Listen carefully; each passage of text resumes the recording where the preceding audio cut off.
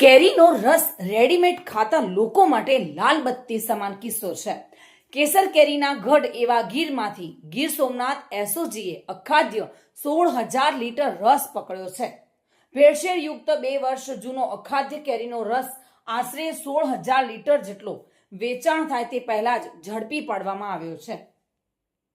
હવે ગીર સોમનાથ જિલ્લામાં લોકોના આરોગ્યની ચિંતા રાખી ખાદ્ય પદાર્થોમાં ભેળસેળ કરી લોકોના આરોગ્ય સાથે ચેડા કરતા તત્વો વિરુદ્ધમાં કાર્યવાહી કરવા માટે શ્રી નિલેશ જાજલિયા સાહેબ, પોલીસ મહાનિરીક્ષક શ્રી જૂનાગઢ રેન્જનાઓ તેમજ ગીર સોમનાથ જિલ્લાના પોલીસ અધિક્ષક શ્રી જયદીપસિંહ જાડેજા સાહેબની સૂચનાઓ આપેલ મુજબ અમોએ પેટ્રોલિંગ દરમિયાન ગીર સોમનાથ જિલ્લાના તાલાળા તાલુકામાં ચક્કરગઢ નામની સીમમાં પ્રવીણભાઈ ગોકળભાઈ ભંડેરી નામના માણસના કબજા ભોગવટાના ખેતરમાં તેઓએ રૂચિલ એગ્રો ફૂડ પ્રોડક્ટના નામે એક કંપની રાખેલી હતી।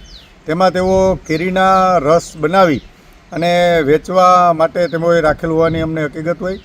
જે કંપની એકચ્યુઅલમાં 2 વર્ષથી બંધ હાલતમાં છે, તેમજ તેઓએ 2 વર્ષ જૂનો પડતર કેરીના રસનો મોટો જથ્થો તેઓએ તાજેતરમાં જે લગ્નની સિઝન આવે છે તેમજ આ તહેવારોની સિઝનમાં આમ જનતામાં વેચવા માટે તેઓએ આવો પડતર અને ભેળસેળયુક્ત અખાદ્ય કેરીના રસનો મોટો જથ્થો રાખેલ હોય।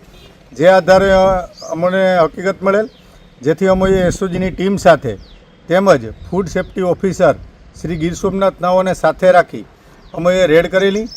આ રેડ દરમિયાન અમોને તેમની કંપનીના જગ્યામાંથી તેમજ તેઓના રાખેલા એક ગોડાઉનમાંથી 16,000 લીટર જેટલો કેરીના રસનો આવો પડતર અને અખાદ્ય હોવાની શક્યતાવાળો કેરીના રસનો મોટો જથ્થો મળી આવેલ। જે કેરીના રસનો જથ્થો અમોએ જે તે જગ્યાએ હાલ પૂરતો સીઝ કરેલ છે, તેમજ આ કેરીના રસના જથ્થાને સેન્ટ્રલ ફૂડ સેફ્ટી ઓફિસર પાસે પરીક્ષણ કરાવવા સારું અમોએ રાખેલો છે। પ્રતાપ સિસોદિયા સાથે bureau report, today Gujarati news.